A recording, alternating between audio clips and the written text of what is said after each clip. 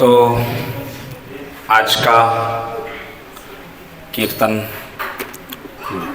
विजय रामदास प्रभु जी और पद्मालोचनी माता जी के घर पर कार्तिक का एक और कीर्तन। सब लोग भगवान का नाम लीजिए।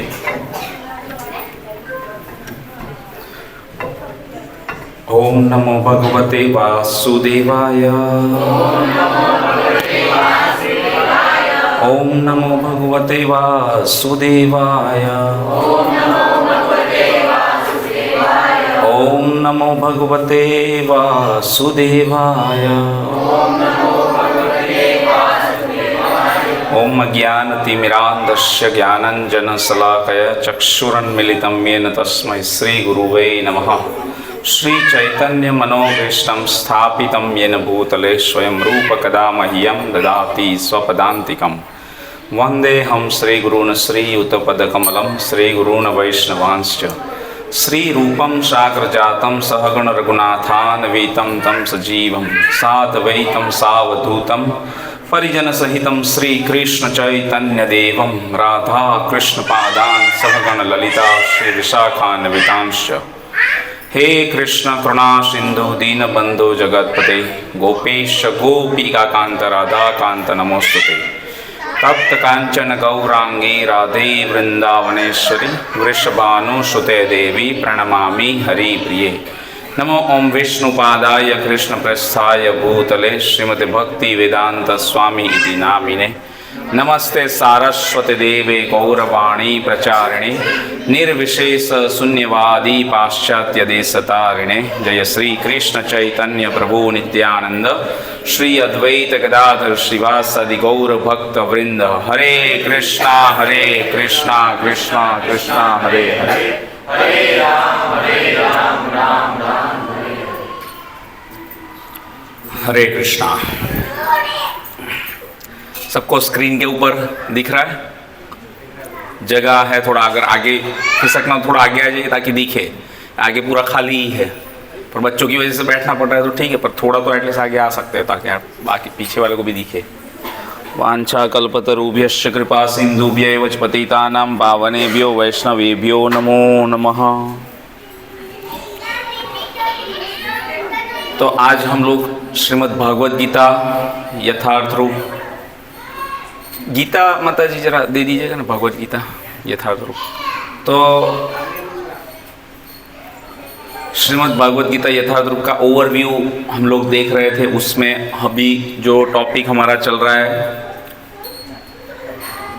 प्रकृति के 3 गुण है ना। प्रकृति के 3 गुणों से जीव किस तरह से प्रभावित होता है, इसके बारे में हम लोग और आगे चर्चा आज के विषय आज की कथा में यह करेंगे। तो श्रीमद् भागवत गीता यथार्थ रूप अध्याय 14, उसमें प्रकृति के 3 गुण, उसमें भगवान श्री कृष्ण अर्जुन को बता रहे हैं।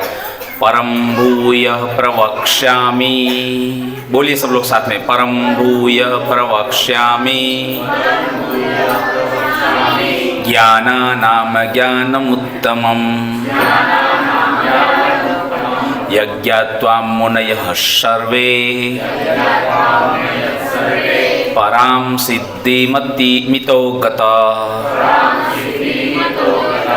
कोई बोल सकता है प्रभु जी में से कोई? परम भूय प्रवक्ष्यामि, परम भूय प्रवक्ष्यामि ज्ञानानां ज्ञानमुत्तमम् यज्ञात्वा मुनयः सर्वे परां सिद्धिमितो गता। माता जी में से कोई? परम भूय प्रवक्ष्यामि ज्ञानानां ज्ञानमुत्तमम् यज्ञात्वा मुनयः सर्वे परां सिद्धिमितो गता। और कोई माता जी में से? श्री भगवान उवाच। बैठिए इधर आराम से, खाली नहीं है सब। ज्ञानानां ज्ञानमुत्तमम् यज्ञात्वा मुनयः सर्वे परां सिद्धिमितो गता। तो इस श्लोक का तात्पर्य, उदाहरण, अनुवाद जो है उसमें प्रभुपाद इस तरह से वर्णन करें कि भगवान ने कहा अर्जुन को कि अब मैं तुमको समस्त ज्ञानों में सर्वश्रेष्ठ, कौन कौन सा ज्ञान दिया भगवान ने? श्रीमद् भागवत गीता यथार्थ रूप में कौन कौन सा ज्ञान दिया भगवान ने?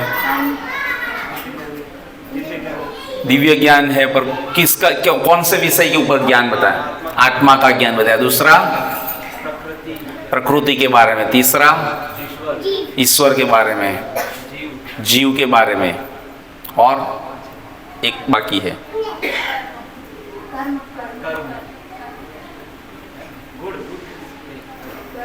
ईश्वर, जीव, प्रकृति। जीव मतलब आत्मा हो गया ना, जीवात्मा वही है। ईश्वर, जीव, प्रकृति, काल और कर्म। काल जो है आप मिस कर गए थे, है ना? तो काल के ऊपर भगवान ने सबसे ज्यादा, काल के ऊपर भी 20 भगवान ने बताया, पर सबसे ज्यादा जो है प्रकृति के ऊपर बताया, क्योंकि प्रकृति का जो 3 गुण है उसको समझना बहुत जरूरी है सभी जीवों के लिए। तो वह वास्तविक ज्ञानी है ऐसा बोल सकते हैं, उसने पूरा ज्ञान लिया है, क्योंकि भगवत गीता में भी भगवान ने सबसे ज्यादा जो है ये प्रकृति के 3 गुण, इसी के ऊपर ज्यादा चर्चा की और बताया, है ना? कि देखो 13वां चैप्टर जो था उसमें जो है पूरा वही उसी के ऊपर बताया, है ना? कि पूरी मराठी तो दी मुझे, मराठी में मुझे नहीं समझ में आएगा, हिंदी वाली होगी तो अच्छा रहेगा। तो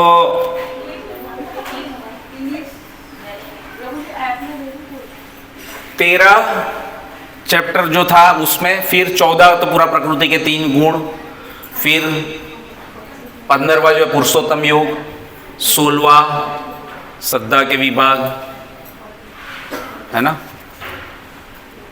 फिर 16वां जो है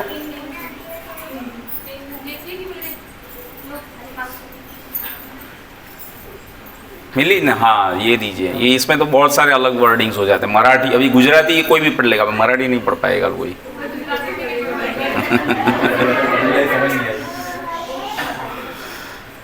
तो 16वां जो चैप्टर है वह देवी और असुरी स्वभाव, उसमें भी भगवान ने प्रकृति के ऊपर ही जो है बताया। और फिर 18वां चैप्टर है उसमें भी आधे से ज्यादा इसी के ऊपर बताया, बराबर। तो इसलिए कोई अगर व्यक्ति इसके ऊपर बहुत ज़्यादा ज्ञान दे रहा है और बता रहा है तो समझना चाहिए कि उसको बहुत सीरियसली लेना चाहिए, अच्छे से समझ लेना चाहिए ये ज्ञान जो है ना। तो आज कुछ नए भक्त भी है, उनको भी थोड़ा समझ में आया, इसलिए मैं थोड़ा शुरू से बता रहा हूँ, क्योंकि ये वो सब ऑलरेडी हो चुका है, पर एटलीस्ट थोड़ा सबको पता चल जाए, है ना। तो सर्वश्रेष्ठ इस परम ज्ञान को मैं पुनः कहूँगा। भगवान ने आगे तो बता दिया, 13वें चैप्टर में बताया, ये दूसरे चैप्टर में थोड़ा बहुत ओवरव्यू आ गया पूरी गीता का सार, जिसे जान लेने पर समस्त मुनियों ने परम सिद्धि प्राप्त की, है ना। जन्म मृत्यु जरा व्याधि से मुक्ति पा ली, उसके ऊपर विजय पा लिया कि अभी हमारी मृत्यु नहीं होगी, हमारा पुनर्जन्म नहीं होगा, इस तरीके से। तो इसको परम सिद्धि बोला जाता है। प्रकृति के 3 गुणों के अनुसार समय, आहार, दान, श्रद्धा, बुद्धि, ये सब चीजें जो है प्रभावित होती है। यहाँ तक हम लोगों ने देखा था, श्रद्धा तक हमारे 4 सेशन में 4 टॉपिक चले। बुद्धि से आगे हम लोग आज देखेंगे बुद्धि, सुख, यज्ञ, मृत्यु, त्याग, ज्ञान, तपस्या, कर्म, प्रभाव, बंधन, स्थान, भक्ति, पुराण। ये सभी जो चीजें 3 प्रकार की होती है, तमोगुणी, रजोगुणी और सतोगुणी। ये 3 गुणों से यह सभी चीजें जो आपको सामने दिख रही है वो प्रभावित होती है। समय भी प्रभावित होता है, जैसे आगे आएगा भी। तो भागवत गीता में भगवान बताया कि देवी ऐसी गुणमयी मम माया दुरत्यया, प्रकृति के 3 गुणों वाली जो भगवान की देवी शक्ति है उसे पार कर पाना कठिन है ना। पर जो भगवान को शरणागत हो जाएगा, माम एव ये प्रपद्यन्ते, जो प्रपद्यन्ते मतलब शरणागत हो जाएगा, वो जो है इस को पार कर जाएगा, प्रकृति के 3 गुणों को पार कर जाएगा। कौन? केवल शरणागत होगा वो। अगर जो शरणागत नहीं हो पाया, मैं और मेरा में ही लगा रहा, तो वो नहीं पार कर पाएगा इस भौतिक प्रकृति को। फिर आगे ये बता रहे हैं कि प्रकृति के 3 गुण एक अदृश्य बंधन है, अलग अलग है ना। ये देखो थोड़ा जटिल है यहाँ पर जो दिख रहा है वो, फिर ये उससे थोड़ा कॉम्प्लिकेटेड है, ये उससे थोड़ा और अधिक, और ये पूरा फुल्ली कॉम्प्लिकेटेड है ना। प्रकृति के 3 गुणों इस तरीके से एक दूसरे के साथ जुड़े हुए। कभी जो सतोगुण जो हावी, पूरा अंधेरा करने की जरूरत नहीं है, ये क्यों किया, रहने दो। प्रकृति के 3 गुणों में कभी सतोगुण जो है रजोगुण तमोगुण के ऊपर हावी हो जाता है, कभी रजोगुण सतोगुण तमोगुण के ऊपर हावी हो जाता है, कभी जो है तमोगुण रजोगुण सतोगुण के ऊपर हावी हो जाता है। इस तरीके से ये तीनों गुण जो है कार्य करते रहते हैं। कभी ना कभी कोई एक गुण जो दूसरे 2 गुण के ऊपर हावी हो जाता है, और जीवात्मा उस प्रकार से बिहेव करने लगता है और उस तरीके से कार्य करता है। एक जीवात्मा का 2 प्रकार का शरीर होता है, पता है? एक सूक्ष्म शरीर और एक स्थूल शरीर। स्थूल शरीर किससे बना हुआ है? पंच तत्व से। और सूक्ष्म शरीर किससे बना है? वेरी गुड, मन बुद्धि अहंकार। तो मन बुद्धि अहंकार से बना हुआ जो सूक्ष्म शरीर है, वह जो है ये प्रकृति के जो 3 गुण है वो सीधा ये चेतना के ऊपर असर डालता है सूक्ष्म शरीर के रूप में। सूक्ष्म शरीर से ये 84 लाख योनियां भी जो बोलते हैं ना, वो सूक्ष्म रूप में होती है इस तरीके से। तो ये जिस प्रकार का जीव की पिछले जन्म में जो जैसी उसकी चेतना है, उस प्रकार से उस जीव को वह योनि में रखा जाता है। उसकी जो मरते समय उसकी इच्छा है, उसने जो पूरे जीवन में जो कार्य किया है, उसकी जो डिजायरनेस है, उसकी जो विलिंगनेस है अंदर से कुछ करने की, वो सबको ध्यान में रखते हुए भगवान उसको पूरी सहायता प्रदान करते हैं कि उसको उस प्रकार की योनि में रखा जाए, ताकि वह इसको यथार्थ रूप पूर्ण कर पाए। अगर किसी की मांसाहार करने की ज़्यादा इच्छा है, मरते दम तक भी पूरा मांसाहार करते ही रहते हैं, तो ऐसे को फिर भगवान, बहुत इच्छा होती है ना किसी जीव की, बहुत मैं मांसाहार करूं, तंगड़ी तोड़ूं और पूरा चबाऊं और चूसूं खाऊं, फिर उसको भगवान जो है मांसाहारी पशु के रूप में रख देते हैं ना, सिंह की योनि में डाल देते हैं, ताकि वो अच्छे से फिर मांसाहारी करता रहे पूरा। कुछ तमोगुणी लोग सोते ही रहते हैं, पूरा ज़्यादा से ज़्यादा सोते हैं, 12-12, 14-14 घंटा सो लेते हैं, है ना। तो वैसे सोते रहते हैं पूरी जिंदगी, ऐसे ही जीवन बीती निकालते हैं, तो ऐसे को भालू की योनि में फिर रख दिया जाता है। ऐसे बहुत सारे एग्जाम्पल हैं, जो जिस प्रकार से जैसे जैसे प्रभावित होता है, वैसे वैसे उस लोगों को वैसी योनियों में रखा जाता है। ठीक, रस्सी है, गुण, ये तीनों जो दैविया थी ना, ये देखो ये रस्सियाँ है, बांध के रखी है। देखो कितनी कॉम्प्लिकेटेड है सब, किसको कौन कहाँ से कहाँ बंधी हुई है, कहाँ निकल रही है, कुछ पता नहीं चलता है, पर ये आदमी को पूरा जकड़ लिया है। तो इसी तरीके से प्रकृति के 3 गुण जो है व्यक्ति को जकड़ के रखते हैं, है ना। पर जो जीव भगवान को शरणागत हो जाता है, वह ये पार कर जाता है। प्रकृति के 3 गुणों से संपूर्ण विश्व बना है ना। अलग अलग कलर जो है मिश्रित होते हैं, तो उस प्रकार से अलग अलग गुण भी, सतोगुण रजोगुण तमोगुण मिश्रित होते रहते हैं, और उस प्रकार से जीव की चेतना भी प्रभावित होती है, और उस प्रकार से वह एक्टिंग करता है ना। किसी को ज़्यादा पढ़ने लिखने की ही इच्छा है, बाकी और कोई इच्छा नहीं, तो फिर उसको वैसा ही भगवान बुद्धि वाला शरीर प्रदान करते हैं कि वो वही करता रहे, है ना। किसी की चेतना सतोगुण में स्थित रहती है, जो कथा कीर्तन और ये भगवान की सेवा, भगवान के नाम का प्रचार, ये सब में रुचि रह लेते हैं, तो उसको वैसी सुविधाएं भगवान प्रदान करते हैं। कई बार लोग बोलते हैं ना कि हमको समय नहीं मिलता है, समय मिलता नहीं, आपकी इच्छा वैसी है, इसलिए आप उस हिसाब से बिहेव कर रहे हैं। समय तो भगवान ने सबको सेम ही दिया है। देखो मुकेश अंबानी को भी सेम समय दिया, फुटपाथ पर सोने वाले को भी सेम समय दिया। अब वो सोने खाने पीने में इस दिन निकाल रहा है, कोई भोगी रहता है, पूरे जिंदगी संभोगी करते रहते हैं, तो ऐसे में दिन निकाल लेते हैं। कुछ जो कमाने में ही पूरी जिंदगी निकाल लेते हैं, कुछ पढ़ने में ही पूरी जिंदगी निकाल लेते हैं, है ना। कितने सारे लोग 50-40 साल 45-45 साल तक पढ़ते रहते हैं। वो MBBS MD MS जो करते हैं ना, वो अभी 30 साल में तो MBBS करके खत्म होके निकलते हैं। फिर 35 साल तक वो MD कहीं पे एडमिशन मिलता है नहीं मिलता है, लगे रहते हैं। फिर कितना फ़ोन थोड़ा सब लोग साइलेंट कर लीजिए ताकि बजे नहीं बीच में सबका किसी का। तो इस प्रकार से जीव बस ये तीनों गुणों से प्रभावित होके ऐसे में उलझे रहते हैं, है ना। तो किस प्रकार से एक जीव जो है प्रभावित होता है, कैसे हम लोग बोल सकते हैं कि हम प्रकृति के तीन गुणों से प्रभावित है। तो ये एक उदाहरण से हमने समझा था कि एक कमरे में अगर आग लगती है तो सतोगुणी व्यक्ति क्या करेगा, शांत मन से विश्लेषण करेगा, रजोगुणी व्यक्ति बेचैन होकर इधर उधर भागेगा, जबकि तमोगुणी व्यक्ति जो अचेत होकर गिर जाएगा या दुखी हो जाएगा, समझ में नहीं आएगा, हैंग हो जाएगा, वही आग की ओर ही भागेगा शायद, ऐसा भी हो सकता है ना। फिर हम कौन से गुण में है ना, प्रकृति के तीन गुणों के अनुसार समय। तो देखो यहाँ पर सतोगुणी समय है सुबह का, जिसमें भगवान का नाम जब मेडिटेशन ध्यान वगैरह किया जाता है, सुबह में अच्छा ब्रह्म मुहूर्त रहता है, इस तरीके से, है ना। फिर रजोगुण सुबह 9 बजे से चालू, है ना, भाग दौड़ धनोपार्जित करने के लिए। अर्थ पहला जो है धर्म, धर्म के लिए कार्य किया, दूसरा अर्थ, फिर काम शाम को 7 बजे के बाद, है ना। तो इस तरीके से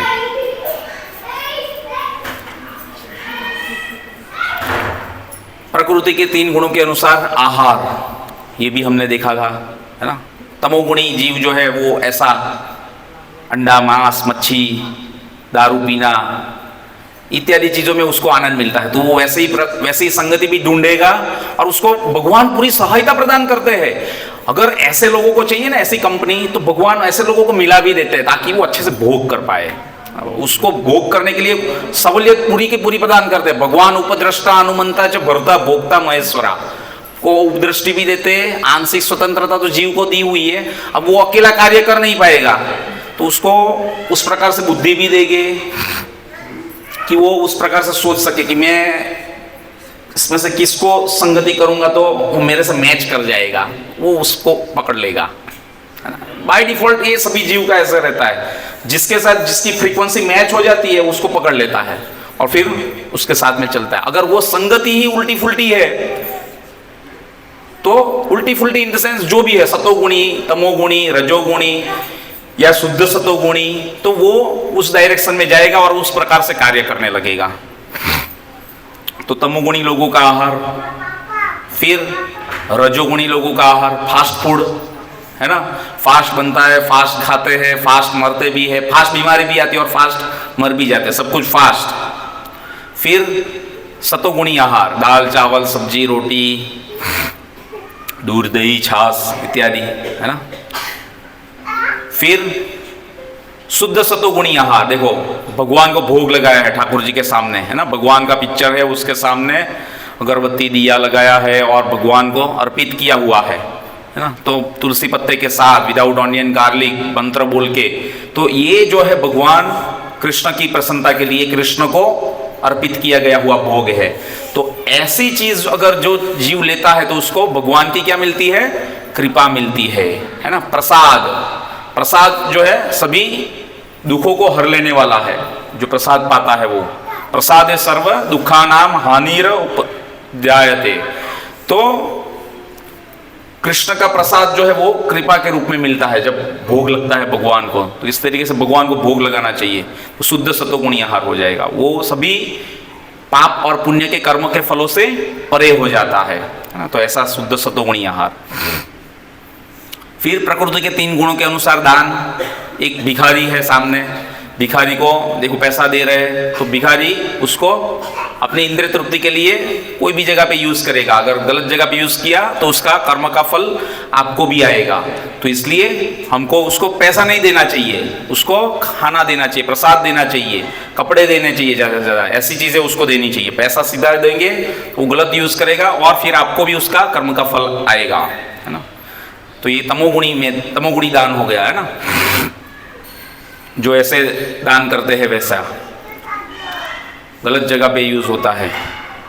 फिर रजोगुणी दान, है ना। कोई ऐसी संस्था है जहाँ पर मांस परोसा जाता है या ऐसी जो अनैतिक वृत्तियाँ जो है उसको प्रदान दिया जाता है, तो वैसी जैसे मदर टेरेसा है, देखो कार्य तो अच्छा करती है, संस्था चला रही है पूरी, वेलफेयर बहुत ही अच्छा कार्य कर रहे हैं, पर उसकी जो संस्था है उसमें मांस परोसते हैं, चिकन का सूप पिलाते हैं। तो ये सब चीजें हैं, वो जीव की हत्या करके किसी दूसरे जीव की जीवा की तुष्टि के लिए कार्य करते हैं। तो ऐसी जगह पे अगर आप दान देंगे बिना सोचे समझे तो उसका भी रिएक्शन आपको आएगा, है ना, रजोगुणी दान। तो इसलिए कहां पर आप दान दे रहे हैं वो भी बहुत जरूरी है। गलत जगह पे दान दिया तो उसका आपको भुगतना पड़ सकता है ना। कई बार ऐसा भी होता है ना, कई बार कोई प्रोग्राम में कहीं मंदिर में या किसी जगह पे जाते हैं, अब जेब में से कुछ दान देने के लिए निकालते हैं, जेब में से निकाले 500, निकालना चाहते थे 100 रुपया, लेकिन निकल गया 500 रुपया। अरे यार 100 रुपया निकालना, 100 रुपया रखना था, 500 रुपया चला गया। तो ऐसा भी जो दान रहता है ना वो रजोगुणी दान है। हमारी इच्छा थी कि 100 रुपया ही रखना था यहाँ पर, अरे यार 500 रुपया चला गया, झगड़ा हो गया।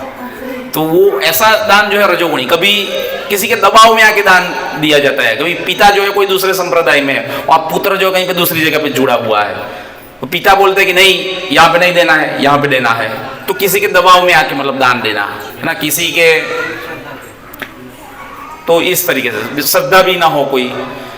और जो सबसे तमोगुणी दान का वो एक एग्जाम्पल भी हम लोगों ने चर्चा किया था।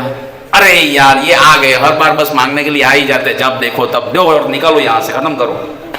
इस तरीके से जो दान दिया है वो भी तमोगुणी दान है, वो तो रजोगुणी से भी नीचे है ना। कई बार कुछ हमने श्लोक के माध्यम से भी समझा था कि अगर किसी जीव की ऐसी इच्छा है कि मुझे मान सम्मान मिले, मुझे उसका रिवर्ट बैक मिले, तख्ती लगे मेरे नाम की, या पंखा में दान करूं तो उसके ऊपर मेरा नाम लिखा जाए, तो ऐसी ऐसी चीजों पे जो है इच्छा रखते हुए अगर कोई दान करते तो वो भी अच्छा दान नहीं है, वो निचली कक्षा का दान है वो भी। हाँ वो बाय डिफॉल्ट आपको देते हैं, वो आपको अच्छा है, वो आपको भगवान की इच्छा है तो मिलेगा, बाकी भगवान की इच्छा होगी तो बुला भी देंगे हो सकता है ऐसा, है ना। भगवान की इच्छा ना हो किसी को आगे करने की, तो जो करता धरता जो आगे है कितना भी बुद्धिशाली हो उसको भगवान टाइम पे बुला देते हैं, तो वो निकल जाता है उसके माइंड से, खत्म, कोई कुछ नहीं कर सकता। और जब भगवान इच्छा करते हैं तो कभी भूल गए उनको भी पीछे से भी याद करके हम लोग कर देते हैं, ऐसा भी हो सकता है, कुछ भी हो सकता है ना। तो इसलिए पर हमारी इच्छा नहीं होनी चाहिए, हमको दिया खत्म, ये भगवान की सेवा में है।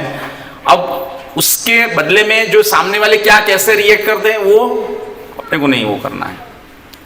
प्रकृति के 3 गुणों के अनुसार सतोगुणी दान, देखो ब्राह्मण बैठा है सामने और यज्ञ कर रहे हैं, है ना। इसके भी हम लोगों ने एग्जाम्पल के माध्यम से समझा था बहुत अच्छे से कि ब्राह्मण का कार्य है कथा कीर्तन वगैरह सब करना, यज्ञ करवाना, पर उसके बदले में उसको कुछ मांगना नहीं चाहिए, है ना। हम लोग इतना कथा कीर्तन करते हैं लेकिन कभी पैसा नहीं लेते हैं किसी से, है ना।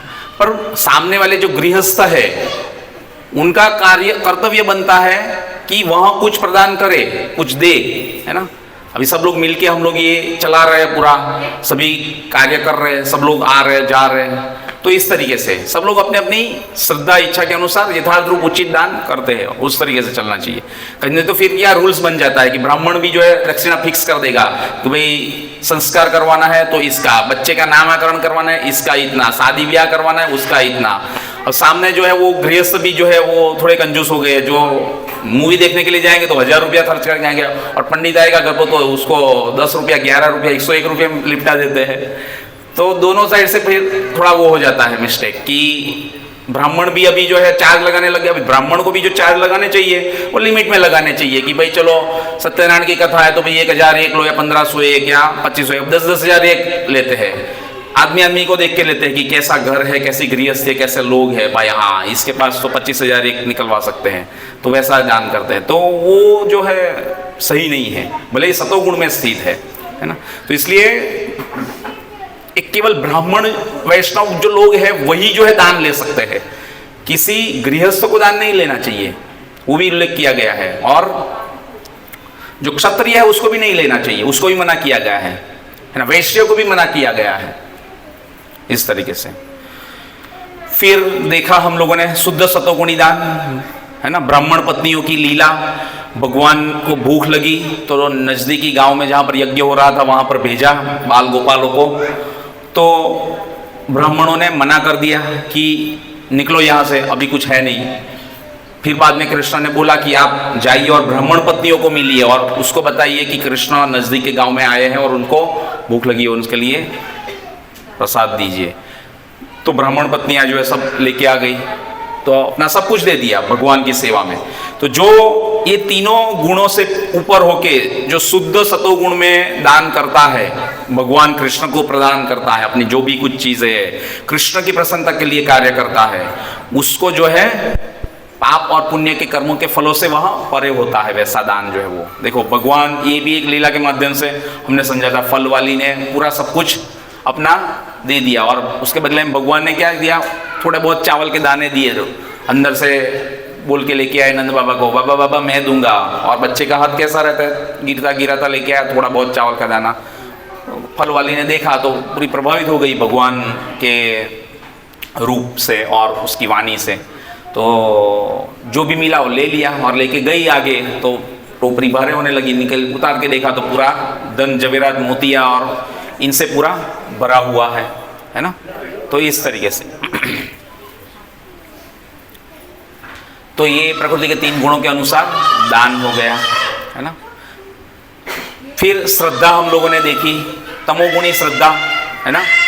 स्मशान भूमि में जाके भुआ जागरी जो है किसी जीव को कंट्रोल करते हैं और फिर उसको वशीभूत करके धीरे धीरे पावर छोड़ते हैं और उससे अपना कार्य करवाते हैं। तो ऐसे तमोगुणी लोगों की श्रद्धा। फिर रजोगुणी की श्रद्धा भी हम लोगों ने समझा, हिटलर जैसे काला बाजारी करते हैं वैसे लोग, है ना, चीजें जो कंट्रोल में कर लेते हैं जब क्राइसिस आ जाती है तो, और फिर बाद में जब समय मिलता है, मौका नहीं, फिर डबल भाव करके बेचते, ऐसा जमाखोरी। तो वैसा करते करते ये कुछ लोग जो है प्रभावित हो जाते हैं और फिर ऐसे लोगों को लोग भगवान भी मानने लग जाते हैं। जैसे सचिन तेंदुलकर को भगवान मानते हैं, रजनीकांत को भगवान मानते हैं, अमिताभ बच्चन की पूजा करते हैं, बहुत सारे लोग रहते हैं ना ऐसे लोग। तो वैसे लोग जो रजोगुणी किसी आदमी की पूजा करने में लग जाते हैं, है ना, जिसकी जरूरत जहाँ से पूरी होती है उसको भगवान मान लेते हैं। फिर एक एग्जाम्पल और कौन सा हमने समझा था, एक दूसरा भी था, राधा माधवा प्रभु जी ने बराबर याद रखा है। ये 2 आदमी थे, वो जा रहे थे, अभी उसका एक जो है वो पूरा सतोगुणी था, तो वो जहाँ पे राम का, शिव जी का, गणेश जी का, जिस किसी का भी भगवान का देव देवताओं का मंदिर रहता है वहाँ पर झुकता है। दूसरा जो है झुकता नहीं है, तो उसको बोलता है कि तू क्यों झुकता नहीं है, जहाँ पे तेरा काम होता है वहाँ पे तू झुकता है, जहाँ पे मेरा काम होता है वहाँ पे मैं झुकूंगा। तो एक बार दूसरी बार सोसाइटी में से कहीं से पास होकर निकल रहे थे, तो एक बड़ा आलीशान घर देखा, तो वहाँ पर वो तुरंत झुक गया। तू क्यों यहाँ पर झुका, ये मेरी जरूरत जो यहाँ से पूरी होती है इसलिए मैं यहाँ पे प्रणाम करता हूँ, मैं यहाँ पर झुकता हूँ। बोले किसका घर है, मेरे दामाद का घर है। मैं, अरे ससुर का घर है, मैं तो दामाद हूँ उसका, वो मैं कुछ करता नहीं हूँ और मेरे से मेरी सब जरूरत इच्छा जो इधर से पूरी होती है, मेरे लिए यही भगवान है, तो इसलिए मेरे तो यही है ना। होता है ना, ऐसा लोग भी रहते हैं। फिर जो है सत्वगुणी श्रद्धा ना, भगवान का मंदिर में जाके सेवा वगैरह करते हैं ना। तो ये सतोगुणी श्रद्धा, शिव जी है, ब्रह्मा जी है, विष्णु है और पंडित जी ब्राह्मण पूजा वगैरह कर रहे हैं, सतोगुण में स्थित श्रद्धा। शुद्ध सतोगुणी श्रद्धा, ये भी हम लोगों ने समझा था कि पूर्णतः सतत कीर्तयन्तु माम, सतत भगवान की सेवा में लगे हुए 24/7/365, है ना। ऐसा नहीं कि यहाँ पर कथा कीर्तन हुई, प्रसाद लिया, हरे कृष्णा, विजय दास जी ने बुलाया, हो गया, खत्म, अभी वापस अपनी अपनी मस्ती में मस्त, ऐसा नहीं, हमेशा सतत लगे रहते हैं वैसे जीव। तो वो जो जीव जो है सिद्ध सतोगुण में स्थित होते हैं, वही कृष्ण के लिए सब कर पाएंगे, है ना। जो कृष्ण के लिए करते हैं वो सभी तीनों गुणों से परे है ना। तो इसलिए हमारी श्रद्धा जो है भगवान की ओर स्थिर होनी चाहिए। अब जीव की श्रद्धा कैसे तय हो सकती है, 2 रास्ते हैं।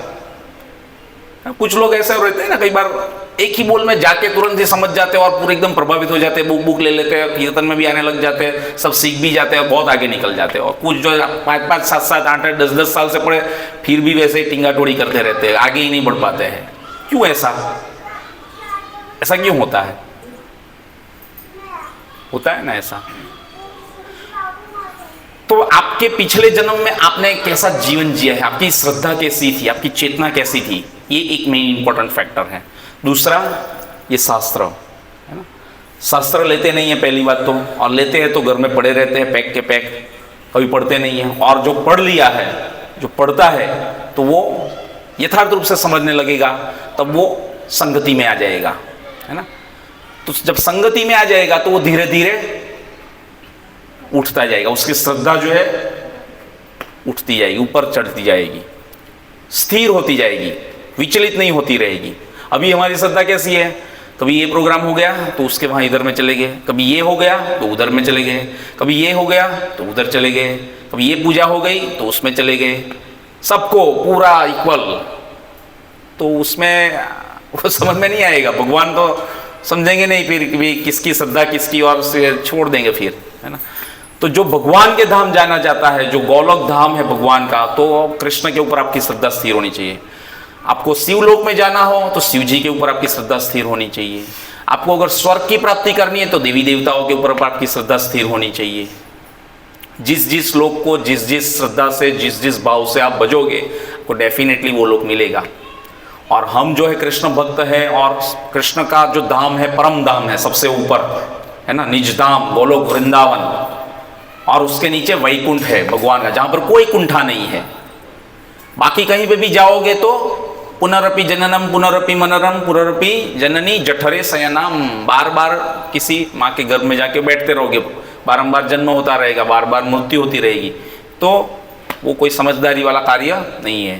तो जो कृष्ण के भक्त है, जो विष्णु के भक्त है, वो शुद्ध सतोगुण में स्थित होते हैं, है ना, क्योंकि वो कृष्ण की प्रसन्नता के लिए कार्य करते हैं, तो इसलिए उसकी श्रद्धा स्थिर होती है। तो ये शास्त्र इसलिए सहा रहा है। और दूसरा आपके पिछले जन्म की कर्म, ये जो चेतना है, जो आपने कर्म की है, वो छोटे छोटे बच्चे एकदम जबरदस्त सब कार्य करने लग जाते हैं, अभी पूरे बड़े बड़े लोग जो है कुछ नहीं कर पाते हैं। फिर प्रकृति के 3 गुणों के अनुसार बुद्धि, है ना। तो अभी यहाँ से हम लोग थोड़ा रिवीजन में ही आधा टाइम तो निकल गया, चलो ठीक है, एटलीस्ट जो नए लोग हैं उसको थोड़ा ज्ञान मिल जाएगा, अच्छा है। कुछ लोग पहली बार आए हो तो ये सेशन तो काफ़ी टाइम से चल रहा है। तो आज बुद्धि एक लेते हैं आगे। तो बुद्धि जो है एक बहुत ही इम्पोर्टेंट, वो भी तमोगुणी बुद्धि रहती है, किसी की रजोगुणी बुद्धि रहती है, किसी की सतोगुणी बुद्धि रहती है ना। तो बुद्धि को कैसे हम लोग एक डिफाइन कर सकते हैं, बुद्धि, इसमें बुद्धि कम ही है ऐसा बोल देते हैं कई बार, गधे जैसा कुछ काम करता है उल्टा पुल्टा, तो ऐसा बोलना है बुद्धि कम ही है इसमें।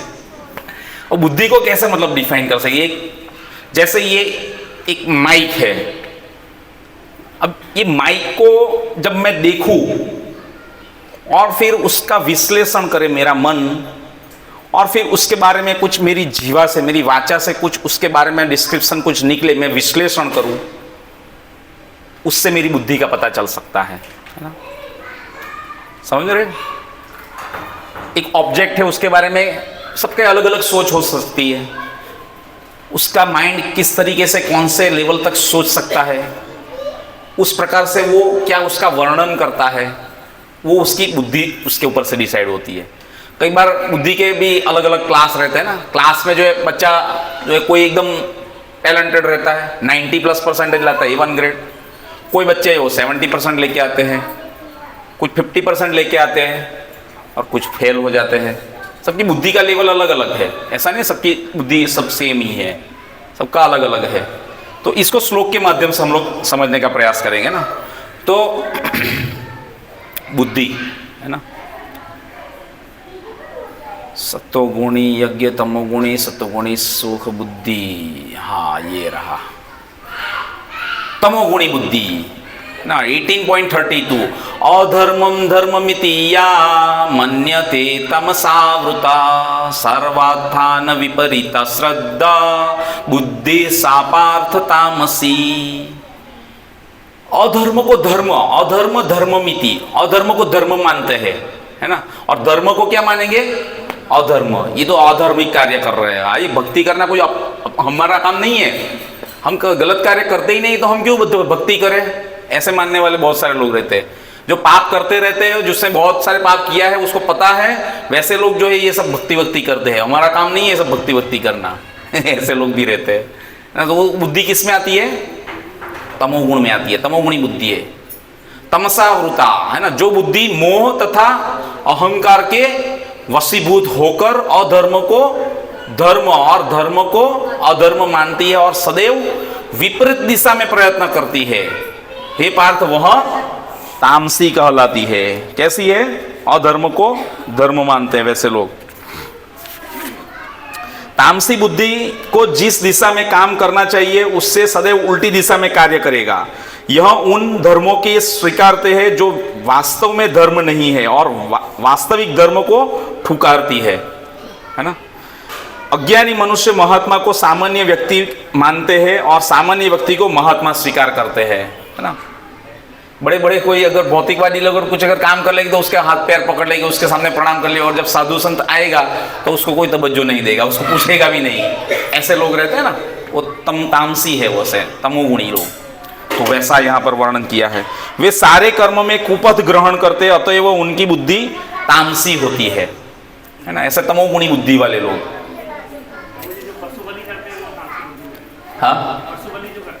हाँ, वो उसी में आएगा। वैसे लोग जीव की हत्या करके, अगर उसको लगता है कि जीव की हत्या करके बलि लगाएंगे और फिर उसको भोग के रूप में वही स्वीकार करेंगे, हाँ वैसा।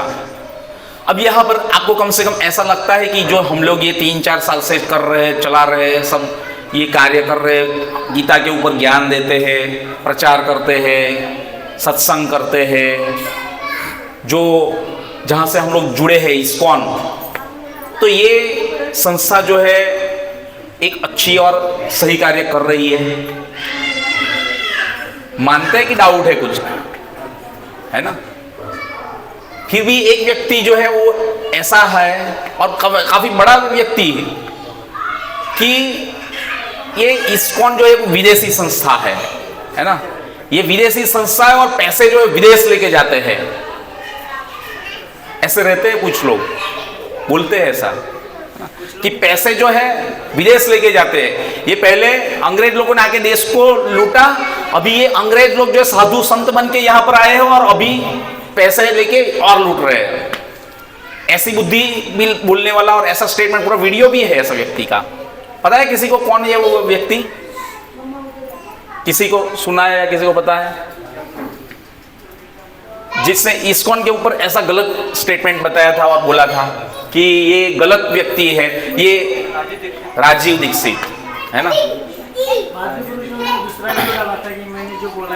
हाँ, तो जो समझ नहीं पाते हैं कि क्या करते हैं, है ना वो, कि अब किसके ऊपर हम लोग यहाँ पे बाइबल के ऊपर ज्ञान दे रहे हैं, बाइबल के ऊपर नहीं दे रहे, गीता के ऊपर बोल रहे हैं जो भी है। शास्त्र के अलावा हम लोग ना तो कुछ बोलते हैं, ना ही किसी को कुछ बातें मानते हैं, किसी के एक्सेप्ट करते हैं। शास्त्र के विपरीत जो भी अलग है ना। तो ये ऐसा जो ये व्यक्ति था उसने इस तरीके से ब्लेम लगाया है ना कि ये जो है अभी वहां बाहर में पैसे यहाँ से कैसे भेज सकते, कैसे लेंगे? वहां पर 90 रुपया है और यहाँ का 90 रुपये यहाँ का होता है, तब जाके वहाँ का $1 होता है। इतनी तो घटिया हालत है यहाँ पर। और यहाँ का पैसा वहाँ ले जाके क्या करेंगे? अभी मायापुर में इतना बड़ा मंदिर बन रहा है 1500 करोड़ का, है ना। बाहर का व्यक्ति है, फोर्ड जो डिवोटी है, फोर्ड गाड़ी का मालिक, वो पूरा बाहर से पूरे पैसे ला के यहाँ पर लगा रहे हैं, है ना। तो कैसे बोल सकते हैं आप कि यहाँ से पैसे वहाँ पर जाते हैं? और आरबीएल का उसकी साइट, क्या आरबीआई की साइट के ऊपर जाके देखिए कि क्या रूल्स है, क्या लिखा हुआ है। एक पैसा बाहर भेजने में कैसा ट्रांजैक्शन की क्या क्या पूरी तहकीकात सब होती है। ऐसा तो बाहर के इधर के पैसे बाहर चले जाएंगे। वो कुछ वैसे था बहुत ज्ञानी व्यक्ति, वो थोड़ा ज्ञानी था एकदम। और वो क्या, वो मिशन कौन सा था वो? हाँ वो नहीं वो क्या चलाता था वो, एक स्वाभिमान भारत है ना। अब बोलने के लिए सब स्वाभिमानी है ना। बाकी पहनते हैं पैजामा, वो पैंट शर्ट, सिगरेट भी पीते हैं, अब सब करते हैं पूरा सब वही बाहर का, और फिर बोलते हैं कि स्वाभिमान भारत। कैसे, कहाँ से स्वाभिमान हो गए? अब भारत की संस्कृति तो वैदिक है, धोती कुर्ता पहनना है, तो उससे अब भागते रहते हो। वो मतलब उसको इतना बुद्धिशाली व्यक्ति था ऐसा नहीं बोल सकते इसके ऊपर से। और फिर उसने प्रभुपाद बंगाल के व्यक्ति थे और भगवान के शुद्ध भक्त थे, इतना प्रचार किया, उसके बाद में उल्टा सुल्टा बोला था। उठा लिया भगवान ने उस तुरंत ही, कुछ समय में ही, चल अब तू बहुत हो गया, अब तेरा अभी ज्यादा इधर काम नहीं है, भगवान उठा लेते हैं फिर ऐसे लोगों को तुरंत, है ना, रहने नहीं देते यहाँ पर, चला गया तुरंत ही। तो इसलिए सोच समझ के बोलना चाहिए। ऐसी तमोगुणी बुद्धि है, ये व्यक्ति किसमें आता है, तमोगुणी, कोई जाना सोचा समझा ही नहीं कि ये लोग क्या करते हैं। शुद्धता का बाहर से जो आए उसका तुम आचरण तो देखो। ये बुढ़िया लोग जो है, गोरे लोग जो है ना, उन लोगों ने नचा दिया, आज हम लोगों को नाचने में तक शर्म आती है, लेकिन अगर डीजे बजेगा और शादी होगी, झूम बराबर झूम सराबी तो बराबर झूमेंगे, है ना, ढिंचक ढिंचक ढिंचक पूरा नाचेंगे बराबर खुल के। लेकिन अगर कीर्तन होगा तो उसमें नाचना है तो कोई देखता तो नहीं है, प्रणाम करने का देखता तो नहीं, प्रणाम करके खड़े हो जाए। ये हालत है अभी हमारी। और उन लोगों ने देखो पूरे विश्व में बाहर के लोगों को प्रभुपाद ने नचाया, सबको भगवान के भक्त बना दिया। हमसे आगे है वो सब, हमको आके बोलते हैं कि आप गीता लो और गीता पढ़िए, जबकि गीता का उद्गम ही यहाँ पर हुआ। ये हमारी हालत है। अभी भी तो लोग लेना नहीं चाहते ये गीता, अभी से थोड़ी, 60 के बाद 60 के बाद जब लिखने जाएंगे। आपकी गीता में शब्द जो है बहुत वर्ड बहुत छोटे, दिखता नहीं है इसमें, थोड़ा इस्कॉन की गीता में बहुत छोटे शब्द है भाई, थोड़ा बड़ा। अब जब देखना था तब तो पूरा डेटा जो है वो उसमें खत्म कर दिया। सबका डेटा फिक्स रहता है ना, साउंड कार्ड खराब हो जाता है, फिर ये पूरा गैस सिस्टम पूरी खत्म हो जाती है ना, प्रसाद डाइजेस्ट नहीं होगा। ये परिस्थिति है, तमोगुणी बुद्धि ये सब। फिर जो है रजोगुणी बुद्धि है ना, यया धर्म च कार्य च कार्यमेव च अयथावत् प्रजानाति बुद्धि सा पार्थ राजसी। हे पृथापुत्र, जो बुद्धि धर्म तथा अधर्म, कारणीय तथा अकारण कर्म में भेद नहीं कर पाती वह राजसी है। क्या बोल रहे हैं, भेद नहीं कर पाते हैं, है ना। कई बार कुछ लोग आते हैं, बहुत सारे लोग आके चले गए, टाउनशिप में भी मोस्ट प्रोबेबली कोई बाकी नहीं रहा होगा कि जो हमारी मूवमेंट के बारे में जानता ना हो, समझता ना हो और यह ना करता हो, सबको सब पता है, पर श्रद्धा जो है स्थिर नहीं हो पाती है। ठीक है यार, चलेगा, भेद नहीं कर पाते कि भाई स्वामीनारायण वाले हैं ये और ये इस्कॉन वाले हैं, तो इसमें क्या भेद है, क्या अंतर है, ये ब्रह्म कुमारी वाले हैं और ये इस्कॉन वाले हैं, इसमें क्या भेद क्या है, गायत्री परिवार वाले हैं ये वाले, स्वाध्याय परिवार वाले, फलाना परिवार धिकाना परिवार, जो भी है, जो भी कुमारी हो, जो भी ब्रह्म हो, वो सब जो भी है, पर इसमें भेद नहीं कर पाते हैं, समझ नहीं पाते हैं। तो वो बुद्धि कौन सी है, राजसी, रजोगुणी बुद्धि है। भेद ही नहीं कर पाते, समझ नहीं पाते हैं कि इसकी गतिविधियां क्या है, कार्य क्या है, इसका गतिविधि क्या है, ये कार्य क्या है, तुरंत ही देख के ही आपको स्ट्राइक हो जाना चाहिए। वो आपकी बुद्धि का लेवल अच्छा है कि भाई यहाँ पर ये शास्त्र के हिसाब से नहीं चल रहा है, ये गलत कर रहा है ना। कई बार जो अभी यात्रा का भी माहौल मेरे को अभी ये हुआ तो थोड़ा याद आ गया, रिकॉर्डिंग भी हो रहा है, चलो छोड़ो, बोलना भी सही नहीं है। तो ये रजोगुणी बुद्धि है ना, जो भगवान की सेवा में अपनी इंद्रियों को लगाने की बजाय किसी भौतिक चीज़ों को जो है उससे आगे बढ़ना चाहते हैं, तो वो मुश्किल है, आगे नहीं बढ़ पाएंगे ऐसे भी। राजसी बुद्धि है, भगवान की सेवा में अपनी आपकी इंद्रियों को लगाना चाहिए। जब कीर्तन करते हो तो आपको खुद से गाना चाहिए 2-2, 3-3 घंटा और बजाना चाहिए। ऐसा नहीं कि डीजे साउंड सिस्टम लगा दिया और चलते रहो पूरे फ्रेश के फ्रेश 2 घंटे के बाद भी। हम पूरा 3 घंटा रथ यात्रा घूमते हैं तो पूरा लोकपोत हो जाते हैं। तो अपनी इंद्रियों को जो है भगवान की सेवा में लगाना है ना, समझ रहे। और भगवान का नाम होना चाहिए, न कि फिल्मी गाने बजने चाहिए, या भले ही भजन भी हो लेकिन फिल्मी टोन की गीतों में बज रहे हैं, तो वो गलत है ना। तो ये ऐसी चीजें जो है वो रजोगुणी बुद्धि है, ये सब ऐसा। फिर सत्वगुणी बुद्धि, प्रवृत्तिम च निवृत्तिम च कार्य कार्य भया भये बंधम मोक्ष च या वेत्ति बुद्धि सपार्थ सात्विकी। हे पृथापुत्र, वह बुद्धि सतोगुणी है जिसके द्वारा मनुष्य यह जानता है कि क्या करणीय है और क्या नहीं है ना। किससे डरना चाहिए, किससे नहीं डरना चाहिए, क्या बंधन वाला है, क्या मुक्ति देने वाला है, ये समझ में आना चाहिए कि ये कार्य जो हम कर रहे हैं तो इसका कुछ रिएक्शन आएगा, ये मैं जो कार्य कर रहा हूं उससे किसकी प्रसन्नता के लिए है ये कार्य, क्या ये करने से सही भगवान प्रसन्न होंगे मेरे ये कार्य से, क्या ये जो मैं कर रहा हूं जो आचार्यों ने निर्देशित किया हुआ है उस प्रकार से है, या फिर मेरा खुद का मन गढ़ंत है, या मैं मेरे मन से चल रहा हूं, या जो मेरे को अच्छा लग रहा है वो मैं कर रहा हूं। ये सोचना चाहिए, समझना चाहिए, है ना। 18.30 में जो है भगवान ये वर्णन कर रहे हैं, इसमें बता रहे हैं कि शास्त्रों के निर्देश अनुसार कर्म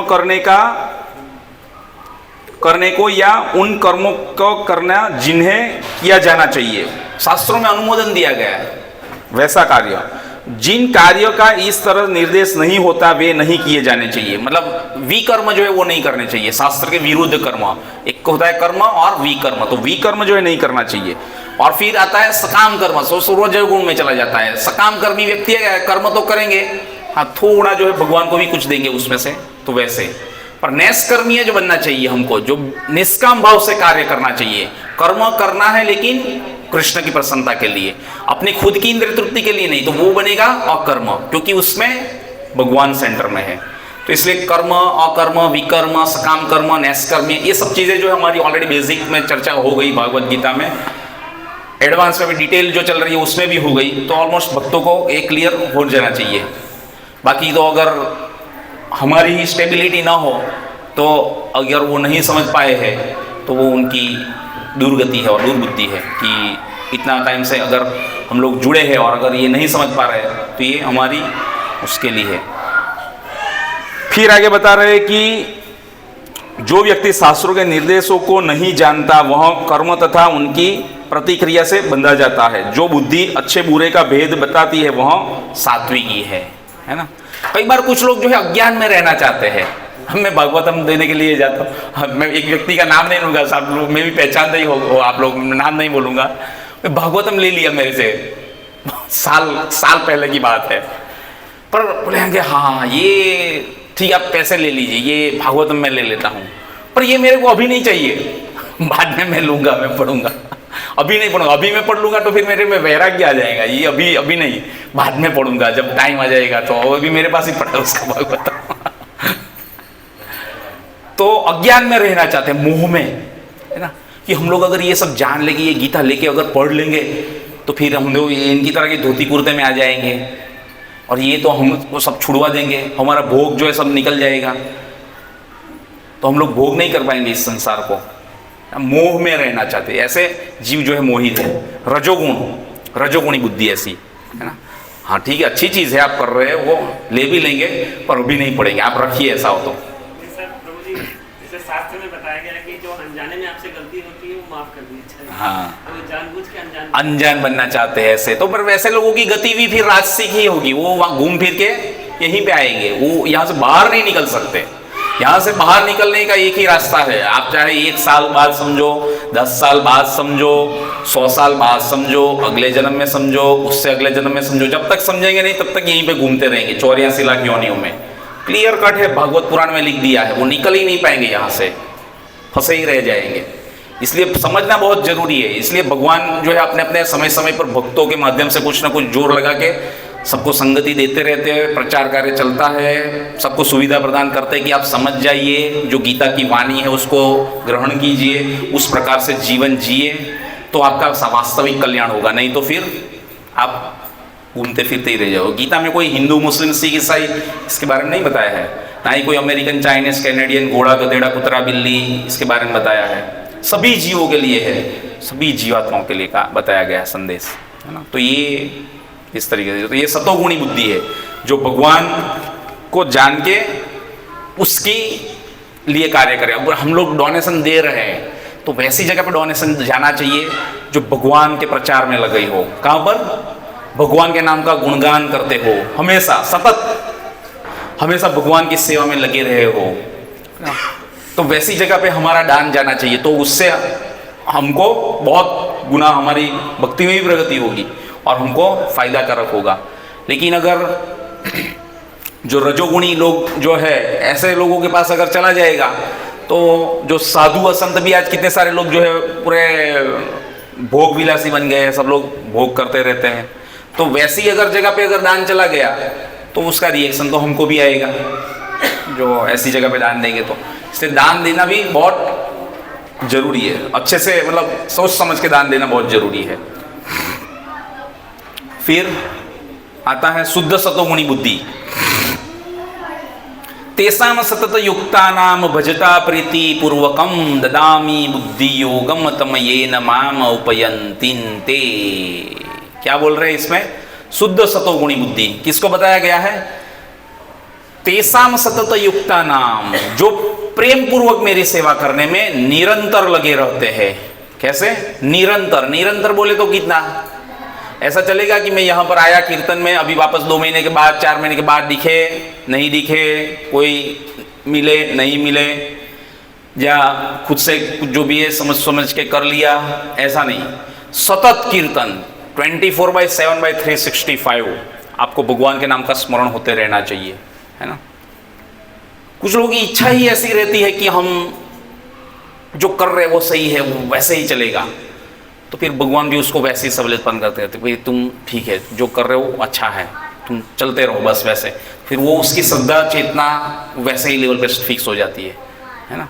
और वैसे ही करते भी, प्रयास भी नहीं करते हैं कि भाई हमको चलो कुछ भगवान का है तो उसमें हम लोग जोर लगाए, नहीं, तो वो सतत में नहीं आता। सतत कीर्तन, तो सतत कीर्तन कौन करता है? जो भगवान के शुद्ध भक्त है, जो हमेशा भक्ति में लगे रहे हैं। और वो किस तरीके से सेवा करते हैं? कौन सा वर्ड है इसमें? किस तरीके से सेवा करेंगे? प्रीतिपूर्वक, है ना। प्रीतिपूर्वकम श्लोक का मैं वर्ड बताया है। तो जो प्रेम पूर्वक जो भगवान की सेवा करेगा उसको भगवान क्या देंगे? ददामी बुद्धि योगम, उसको बुद्धि देंगे भगवान कि वो समझ पाए कि यार सही में कृष्ण कौन है, विष्णु कौन है, गणेश कौन है, सूर्य कौन है, शिव जी कौन है, ब्रह्मा जी कौन है, ये सृष्टि कैसे बनी, प्रकृति कैसे कार्य करी, ये सब जीव कौन है, मैं क्यों यहाँ पर दुखी हूँ, परमात्मा कौन है, आत्मा कौन है, मेरा क्या संबंध है, मैं कहाँ जाऊँ, मेरी मरने के बाद क्या गति होगी, मैं पिछले जन्म में कहाँ पे था, ये क्यों फंसा हुआ हूँ, ये सब सोचना चाहिए। जो समझ सकता है वो ज्ञानी है। ये प्रश्न जो खुद से करे और कुछ उसके बारे में विश्लेषण करे। बाकी तो अज्ञान में बस धन प्राप्ति में ही पूरा जीवन खत्म हो जाता है ना। 70 साल की उम्र के बाद भी एक्सटेंशन, और पूरी जिंदगी बस कार्य करते रहते हैं और फिर वैसे ही मर भी जाते हैं। तो फिर वो कोई समझदारी वाला कार्य नहीं है, है ना। ऐसे ही जीवन निकाल दिया। कुछ समय के बाद हमको भगवान की चेतना में, पूरा भगवान की सेवा में अपने आप को स्थिर कर लेना चाहिए, है ना। तो फिर अगर आप स्थिर पूर्वक अगर भगवान की सेवा करोगे, एक देखो होगा चढ़ना है सीढ़ी ऊपर, श्रद्धा आपकी पहले तो स्थिर होनी चाहिए, और श्रद्धा स्थिर होगी तो आप सत्संग में आओगे, सत्संग होगा। नेक्स्ट सत्संग के बाद जो है आपकी धीरे धीरे आसक्ति बढ़ेगी, आसक्ति धीरे धीरे बढ़ेगी भक्तों के संग में रहने की, भक्तों के साथ में रहने की, भगवान के लिए कुछ करने के लिए आपकी इच्छा प्रेरणा जागृत होती है अंदर से। फिर आपकी जो है उसके बाद जो है आपकी सेवा का भाव जगेगा, तो वो सेवा के लिए आएगा कि भाई हाँ ये है तो मेरे को ये सेवा करनी। तो पहला कौन सा हो गया? श्रद्धा। श्रद्धा तो बहुत सारे लोगों की रहती है, आप बहुत अच्छा कार्य करते हैं, हम चाहते हैं कि आए पर आते नहीं है, और आप आते नहीं है। हमारे पास काम देखो, अब मैंने वो उस दिन एग्जाम्पल दिया था राजा अम्बरीश महाराज, है ना, उत्थान एकादशी की दिन की कथा। कोई उसके जितना तो धन किसी के पास नहीं है। आप क्या ये धन कमाते हो इधर कारखाने में थोड़ा बहुत, है ना। इस ब्रह्मांड का अगर सर्वश्रेष्ठ व्यक्ति है उससे भी ऊपर पूरे 7 द्वीपों के राजा थे, और इतना धन था, इतने बड़े राजा थे, फिर भी वो भगवान के भक्त थे। आजकल ये दोनों चीज साथ में मिलना बहुत मुश्किल है। और धनी लोग जितने ज्यादा मोभाधारी हो जाते, जो पदवीधारी हो जाते, वो भगवान के भक्त नहीं बन पाते हैं। उसको जो प्रभुपाद बोलते थे कि एक सुई का छेद रहता है ना, सुई का छेद जिसमें से धागा निकलता है, उसमें से हाथी को निकलने जैसा है अगर किसी बड़े धनी पदवीधारी व्यक्ति को भक्त बनाना, इतना दुष्कर है ना। तो ऐसे लोग हैं। एक अच्छा एग्जाम्पल और भी बोलने वाला था, पर ये दूसरी चीज में गया तो थोड़ा भूल गया। तो प्रेम पूर्वक भगवान की सेवा कर, हाँ, तो ये 4 स्टेप हो गए, श्रद्धा, सत्संग, फिर आपकी क्या होगा, आसक्ति और सेवा। 4 स्टेप हो गए, बराबर क्लियरली अच्छे से समझिएगा, 4 स्टेप हो गए। उसके बाद में जो है आपकी थोड़ी फ्लैटेबल आएगी, स्ट्रेट होगा, उसमें आपकी निष्ठा जो है बढ़ेगी। हाँ, वो कभी इधर उधर हो भी जाएंगे तो वापस भाग के आ जाएंगे कि नहीं, ये पूरा एकदम सही ट्रैक पे चल रहा है और हम यहीं पे रहेंगे, ये हमारे लिए सबसे बेहतरीन है। क्योंकि हम किससे चलते हैं, शास्त्र से। शास्त्र के अलावा ना तो बाहर का कुछ बोलने का, ना कुछ बताने का किसी को, है ना। तो निष्ठा जो है उसकी स्थिर हो जाएगी, और फिर जो है वो उसकी धीरे धीरे निष्ठा स्थिर होगी, तो वो उसके अंदर भगवान जो है और उसकी सेवा का भाव जो है और ऊपर के लेवल का चला जाएगा। शुरू में जो है थोड़ा बहुत आते कर देते हैं ना, मेरा धन ले लो, है ना, ले ये पैसे ले लो, मेरे पास टाइम नहीं है, समय नहीं है, पर आप पैसे ले लो मेरे। बाद में वो आएगी सेवा, वो कैसी है कि मेरा पैसा तो मैंने लगा दिया, वो ले लो, मेरे को भी ले लो। कई बार मैं बोलता हूँ मेरे को आप नहीं, आपके पैसे नहीं चाहिए, मेरे को आप चाहिए, है ना। आप खुद आ जाएंगे तो बहुत अच्छा रहेगा। तो वैसा कोई अपने आप को देना नहीं चाहता है, नहीं नहीं मेरे पास तो टाइम नहीं है, हाँ मैं पैसा ले लूँगा, आपको अच्छा कार्य कर रहे हो आप करिए, बहुत बढ़िया, आप कितना चाहिए लो, 5000 एक मेरी ओर से लिख दीजिए। तो इस तरीके से, तो वो उसके बाद की जो सेवा आएगी वो उससे ऊपर के लेवल की सेवा है। फिर उससे रागानुगा भक्ति, प्रेमा भक्ति, है ना, ये सब करते करते जो है आपको भगवान से लास्ट स्टेज जो आता है वो प्रेम एकदम ज़्यादा होने लगेगा ना, वो ऊपर के लेवल का प्रेम रहता है। लोगों के घर पे भगवान के विग्रह भी लोग रख देते हैं, पर लेकिन समझते नहीं है कि विग्रह के साथ कैसे आदान प्रदान करना है, क्या सेवा करनी है, कुछ भाव, कोई कुछ आइडिया नहीं रहता है, बस रख दिया, बहुत अच्छा लगता है, बढ़िया है, बस उतनी ही उसकी। तो ये ऐसे लोगों को भगवान से प्रेम नहीं उत्पन्न हो पाता है, कि प्रेम होगा तो वो उसके लिए कुछ करेगा। प्रेमी रहता है, प्रेमिका के लिए अगर कुछ बर्थडे आएगा तो कुछ करता नहीं है कुछ खास, कि हाँ भाई चलो उसको घुमाने के लिए लेके जाओ, उसकी प्रसन्नता के लिए कार्य किया जाए, उसको जो अच्छा लगता है वो किया जाए, करता है ना। अगर वो समझे ही नहीं, बस उसका गुणगान करते रहे, हाँ बहुत अच्छा है, बहुत अच्छी तू, बहुत अच्छा खाना बना दिए, बहुत अच्छा, बढ़िया, आज उसकी बर्थडे भी आके चली गई और कुछ किया नहीं, तो क्या वो प्रसन्न होगी, नहीं होगी। इसी तरीके से अगर भगवान के साथ रेसिप्रोकेट नहीं कर पाए, भगवान नहीं रहेंगे, वो चले जाएंगे। तो इस तरीके से सतोगुणी बुद्धि, तो इस तरीके से ये स्टेज है, इसमें हमारी चेतना जो है उस प्रकार से ऊपर उठनी चाहिए। फिर आता है शुद्ध सतोगुणी बुद्धि, तो हो गई, कितना बजा, ओ चलो, हरे कृष्णा, श्रील प्रभुपाद की जय। अभी सुख जो है हम लोग